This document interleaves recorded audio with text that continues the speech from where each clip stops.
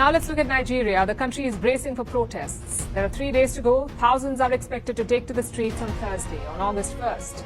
The protest is against a number of issues like inflation, which has crossed 34%. It's at a 28-year high, 34% inflation. There's a cost of living crisis in Nigeria, rising poverty, hunger and unemployment.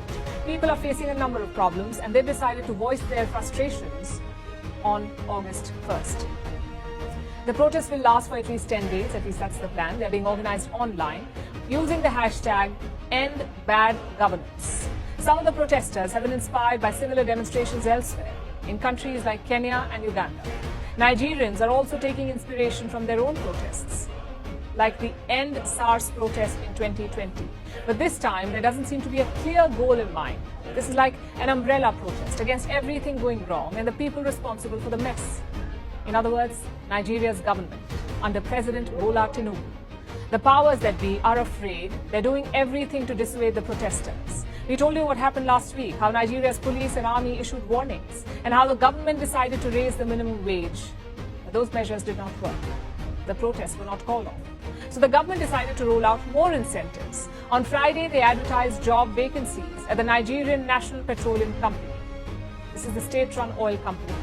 It announced vacancies on the social media platform X after nearly a decade. You can imagine how excited some job seekers were, especially considering Nigeria's economic situation. There was so much traffic that the oil company's website crashed. So that was one move to stop the protests. Nigeria has also revived a youth investment fund. It will disburse about $70 million to young entrepreneurs. So those were some more carrots. But the government is also using the stick. It cannot ban the protests outright, so it's trying to make things difficult by asking prospective protesters to register themselves with the police.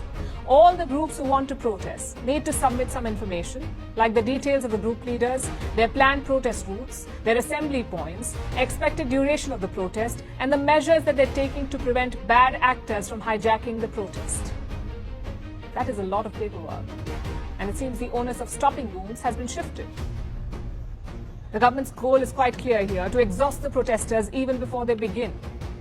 The Nigerian government is pulling out all the stops. Officials from every rung of the government have called for calm. They want the people to give the government more time. Religious groups have also been pressed into action. Some even met President Bola Tinubu, and then they began opposing the protests.